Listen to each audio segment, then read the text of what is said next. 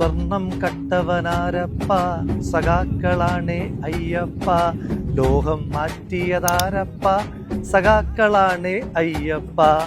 ഒരു പാട്ട് ഒരു സർക്കാരിനെ ഇത്രമാത്രം അസ്വസ്ഥമാക്കിയിട്ടുണ്ടെങ്കിൽ പിന്നെ ആ പാട്ട് പാടുക തന്നെയാണല്ലോ. ശബരിമല സ്വർണ്ണക്കൊള്ളയെ പറ്റി പറയുന്നത് ശബരിമലയിൽ ഇവർ സ്വർണ്ണക്കൊള്ള നടത്തിയെന്നാണ്. ഞാൻ പറയാൻ ആഗ്രഹിക്കുന്നത് ശബരിമലയിൽ വരെ ഇവർ കൊള്ള നടത്തി എന്നാണ്. കാരണം എല്ലാ സാധാരണ മനുഷ്യന്മാർക്കും വലിയ ഭയവും ഭക്തിയും ബഹുമാനവും ഒക്കെ ഉള്ളതാണ് ഈശ്വര സങ്കല്പങ്ങൾ. അത് ഏത് മതത്തിന്റെ തന്നെ ആയിക്കോട്ടെ.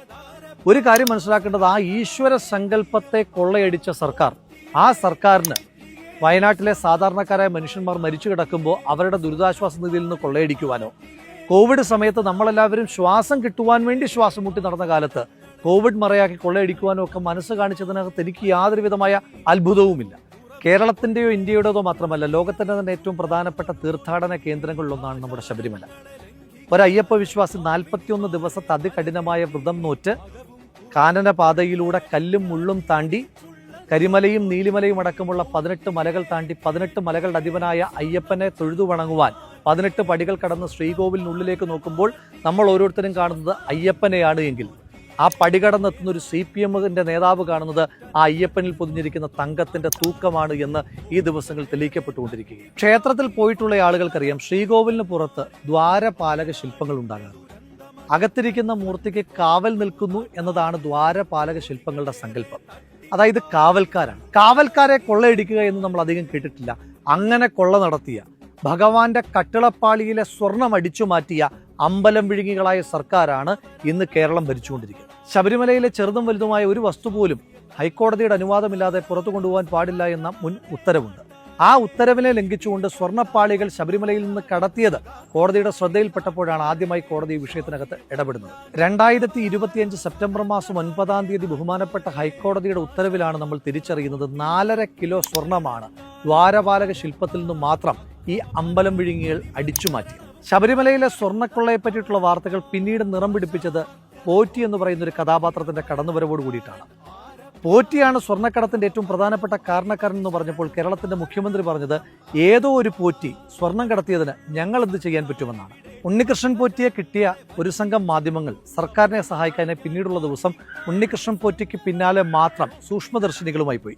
ഉണ്ണികൃഷ്ണൻ പോറ്റി ആരെയൊക്കെ കണ്ടിട്ടുണ്ട്, ആരോടൊപ്പം ചിത്രങ്ങൾ എടുത്തിട്ടുണ്ട്, അതിനകത്ത് ആരൊക്കെ പ്രതിപക്ഷത്തുള്ള ആളുകളുണ്ട്, അതിനെപ്പറ്റിയായി അന്വേഷണം മുഴുവൻ. അപ്പോഴും ഈ മാധ്യമങ്ങൾ മറച്ചു വെച്ചൊരു കാര്യമുണ്ട്. ശ്രീ ഉണ്ണികൃഷ്ണൻ പോറ്റിയെ ശബരിമലയിലെ ഈ തന്ത്രപ്രധാനമായ കാര്യങ്ങളുടെ ഉത്തരവാദിത്വം ഏൽപ്പിച്ചത് ആരാണ്? 2019 ദ്വാരപാലക ശില്പത്തിന് സ്വർണം പൂശാനായിട്ടുള്ള അനുവാദം ഉണ്ണികൃഷ്ണൻ പോറ്റിക്ക് കിട്ടുന്നത്.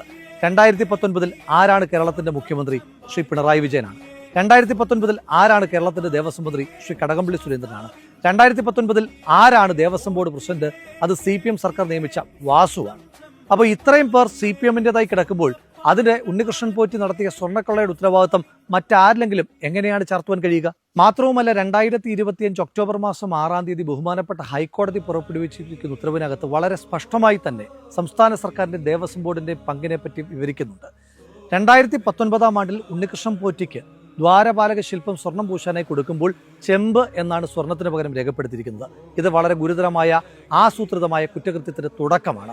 മാത്രവുമല്ല, ഉണ്ണികൃഷ്ണൻ പോറ്റിയും ദേവസ്വം ബോർഡ് പ്രസിഡന്റായിരുന്ന CPM നേതാവ് വാസുവും തമ്മിലുള്ള ഇമെയിൽ ഇടപെടലുകളെ പറ്റിയും ദേവസ്വം ബോർഡിന്റെ നേരിട്ടുള്ള പങ്കിനെ പറ്റി ബഹുമാനപ്പെട്ട ഹൈക്കോടതി വളരെ കൃത്യമായി തന്നെ കണ്ടെത്തിയിട്ടുമുണ്ട്. നിങ്ങൾ ഒരു സുഭാഷ് കപൂറിനെ പറ്റി കേട്ടിട്ടുണ്ട്. ശബരിമലയിൽ നടന്ന സ്വർണ്ണക്കൊള്ള സമാനതകളില്ലാത്തതാണ് എന്നും ഇതിന് അന്താരാഷ്ട്ര സ്വർണ്ണക്കടത്ത് സംഘങ്ങളുമായി ബന്ധമുണ്ടോ എന്ന സംശയവും ആ ആശങ്കകളും പങ്കുവച്ചിരിക്കുന്ന പ്രതിപക്ഷമല്ല, ബഹുമാനപ്പെട്ട ഹൈക്കോടതിയാണ്.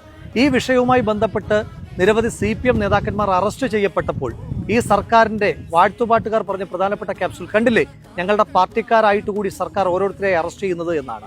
ഒരു കാര്യം മനസ്സിലാക്കേണ്ടത്, ആ അറസ്റ്റ് ചെയ്തത് അത്രയും SIT ആണ്. ഈ SIT സംസ്ഥാന പോലീസാണ് എങ്കിലും അത് പ്രവർത്തിക്കുന്ന ബഹുമാനപ്പെട്ട ഹൈക്കോടതിയുടെ നേരിട്ടുള്ള നിയന്ത്രണത്തിലും നിരീക്ഷണത്തിലുമാണ്. എന്നിട്ട് കൂടി ഈ സർക്കാരിന്റെ സമ്മർദ്ദത്തിന്റെ ഭാഗമായിട്ട് SIT മെല്ലപ്പോക്ക് തുടരുന്നു. കുറ്റപത്രം കൃത്യമായി സമർപ്പിക്കുന്നില്ല. സ്വാഭാവികമായ ജാമ്യം പ്രതികൾക്ക് കിട്ടുന്നതിന് വേണ്ടി 90 ദിവസമായും കുറ്റപത്രം സമർപ്പിക്കുന്നില്ല എന്നതടക്കമുള്ള രൂക്ഷമായ വിമർശനം മുന്നോട്ട് വെച്ചതും ബഹുമാനപ്പെട്ട കോടതി തന്നെയാണ്. ഇതിനകത്ത് പ്രതിപക്ഷത്തെ ചില സമയത്തൊക്കെ മുഖ്യമന്ത്രി അടക്കമുള്ള ആളുകൾ വിമർശിക്കാറുണ്ട്. സ്വർണം കട്ടതാരപ്പ എന്ന് ബഹുമാനപ്പെട്ട രാഹുൽ ഗാന്ധി ചോദിച്ചപ്പോൾ ശ്രീമതി സോണിയാഗാന്ധിയോടൊപ്പം പോറ്റി എടുത്ത ചിത്രത്തെ പറ്റിയിട്ടാണ് പിണറായി വിജയൻ പറയുന്നത്. ആ കേരളത്തിന്റെ മുഖ്യമന്ത്രിയോട് വെല്ലുവിളിച്ചുകൊണ്ട് ചോദിക്കുന്നു, ധൈര്യമുണ്ടോ? അങ്ങനെയാണെങ്കിൽ, അങ്ങനെ ഒരു സംശയം നിങ്ങൾക്കുണ്ട് എങ്കിൽ ഈ സ്വർണ്ണക്കടത്തുമായി ബന്ധപ്പെട്ട് ശ്രീമതി സോണിയാഗാന്ധിക്ക് ഏതെങ്കിലും തരത്തിലുള്ള പങ്കുണ്ട് എന്ന് നിങ്ങൾ വിശ്വസിക്കുന്നുണ്ടെങ്കിൽ ഒരു അന്വേഷണം നടത്താൻ നിങ്ങളെ വെല്ലുവിളിക്കുക. പിന്നെ പറയുന്നത് ബഹുമാനപ്പെട്ട അടൂർ പ്രകാശിനോടൊപ്പം ഈ പോറ്റി, സ്വർണം കടത്തിയ പോറ്റി ചിത്രമെടുത്തു എന്നുള്ളതാണ്. ഇവിടെ ചോദ്യം, പോറ്റിക്കൊപ്പം ആരൊക്കെ ചിത്രമെടുത്തു എന്നുള്ളതാണോ ഒഫൻസ്? പോറ്റി ആരുടെ സഹായത്താൽ സ്വർണം കടത്തി എന്നുള്ളതാണോ? ഒപ്പമുള്ള ചിത്രത്തെപ്പറ്റി ഞാനൊരു വാചകം പറയാം. ഒരാളോടൊപ്പം ചിത്രമെടുത്താൽ ആ ചിത്രമെടുത്തയാൾ ചെയ്ത എല്ലാ കൊള്ളരുതായ്മകളും നമ്മുടെ പേരിലാകുന്നത് എങ്ങനെ? ഇതെന്റെ ചോദ്യമല്ല. സ്വപ്ന സുരേഷുമൊത്തുള്ള വളരെ അടുത്തിടപഴകിയുള്ള ചിത്രം പുറത്തു വന്നപ്പോൾ കേരളത്തിന്റെ മുഖ്യമന്ത്രി പിണറായി വിജയൻ അദ്ദേഹത്തെ ന്യായീകരിക്കുവാൻ വേണ്ടി പറഞ്ഞ വാചകമാണ്. ഇതെന്തുകൊണ്ടാണ് മറ്റുള്ളവർക്ക് ബാധകമാകാത്തത്? മാത്രമല്ല, 2019 മുതൽ നടന്ന സ്വർണ്ണക്കൊള്ള, 2019 ഉണ്ണികൃഷ്ണൻ പോറ്റി നേരിട്ട് സർക്കാരിന്റെ സഹായത്തോടു കൂടി നടത്തിയ സ്വർണ്ണക്കൊള്ളയിൽ എങ്ങനെയാണ് പ്രതിപക്ഷത്തെ ഒരു MP മാത്രമായിരുന്ന ശ്രീ അടൂർ പ്രകാശിന് പങ്കുണ്ടായിരിക്കുക? മാത്രമല്ല, SIT ഒരു സംശയം ചോദിച്ചപ്പോൾ ചോദ്യം ചെയ്യലിന്റെ നോട്ടീസ് പോലും കൊടുക്കാതെ SITക്ക് മുന്നിൽ പോയി ധൈര്യത്തോടു കൂടി മറുപടി പറഞ്ഞ വ്യക്തിയാണ് ശ്രീ അടൂർ പ്രകാശ്. അത് കഴിഞ്ഞ് മാസം കുറയായല്ലോ.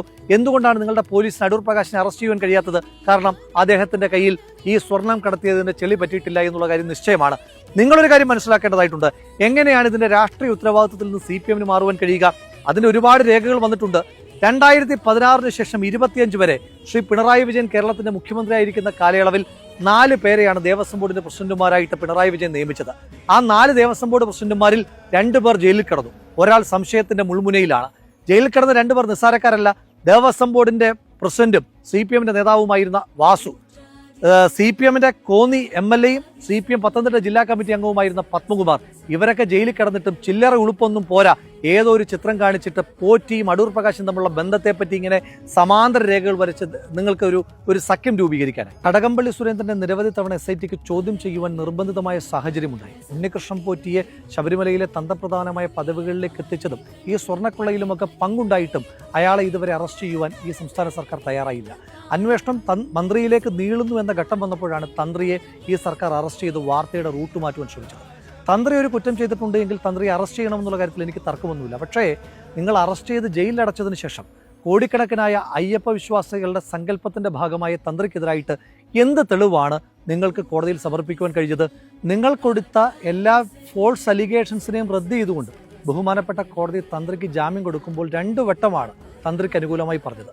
ഒന്ന് പറഞ്ഞത് there is not even an iota of evidence against തന്ത്രി എന്നാണ്. രണ്ടാമത് പറഞ്ഞിരിക്കുന്നത് there is nothing on record against തന്ത്രി എന്നാണ്. എന്നിട്ടും നിങ്ങൾ തന്ത്രിയെ അറസ്റ്റ് ചെയ്തതിന് കൃത്യമായി 2 കാരണങ്ങളുണ്ട്. ഒന്ന്, പത്മകുമാർ പറഞ്ഞൊരു വാചകമാണ്. പത്മകുമാർ പറഞ്ഞു, ദൈവതുല്യനായ ആള് പറഞ്ഞാൽ പിന്നെ എന്താണ് ചെയ്യുക എന്ന്. ഒരു കാര്യം എല്ലാ മനുഷ്യന്മാർക്കും അറിയാം, പത്മകുമാറിന്റെ ദൈവവും ദൈവതുല്യനും അത് അയ്യപ്പനുമല്ല തന്ത്രിയുമല്ല, അത് പിണറായി വിജയനാണ്. 2, മന്ത്രിയിലേക്ക് നീളേണ്ടുന്ന അറസ്റ്റിനെ വഴിതെറ്റിക്കുവാൻ, വാർത്ത മാറ്റുവാൻ വേണ്ടിയിട്ടാണ് തന്ത്രിയെ അറസ്റ്റ് ചെയ്തത്. അതിനും വിശ്വാസികൾ നിങ്ങളോട് ചോദ്യം ചോദിക്കുക തന്നെ ചെയ്യും.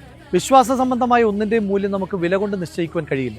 അതുകൊണ്ടാണല്ലോ മെക്കയിൽ നിന്ന് കൊണ്ടുവരുന്ന സംസം വെള്ളവും വത്തിക്കാനിൽ നിന്ന് മാർപ്പാപ്പ വാഴിച്ചു കൊണ്ടുവരുന്ന ഒന്നും നമുക്ക് വിലമതിക്കുവാൻ കഴിയാത്തതായി മാറുന്നത്. അതുപോലെ തന്നെയാണ് അയ്യപ്പന്റെ പൊന്നും. അയ്യപ്പന്റെ പൊന്നിന്റെ വില കണക്കാക്കുന്നത് ഗ്രാമിലല്ല.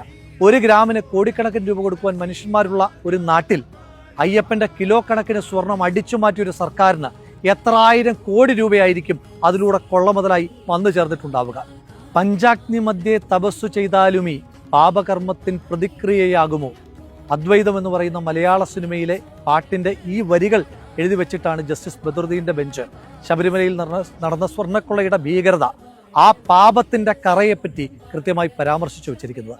ആ പാട്ടിൽ പറഞ്ഞിരിക്കുന്നത് പോലെ നിങ്ങൾ ഏതൊരു അഗ്നിയിൽ നിന്ന് തപസ് ചെയ്താലും നിങ്ങൾ ചെയ്ത പാപത്തിന്റെ കറ, വിശ്വാസികളെ വഞ്ചിച്ചതിന്റെ കറ, വിശ്വാസത്തെ വഞ്ചിച്ചതിന്റെ കറ, അയ്യപ്പനെ വിറ്റതിന്റെ കറ, അവിടുത്തെ തങ്കവിഗ്രഹം പോലും അവിടെ ഉണ്ടോ എന്ന് ഓരോ വിശ്വാസികളും സംശയത്തോടെ ചിന്തിക്കുന്ന ആ ആശങ്കയുടെ വില, ഇതിനും ജനങ്ങൾ ബാലറ്റിലൂടെ തന്നെ മറുപടി പറയുക തന്നെ ചെയ്യും.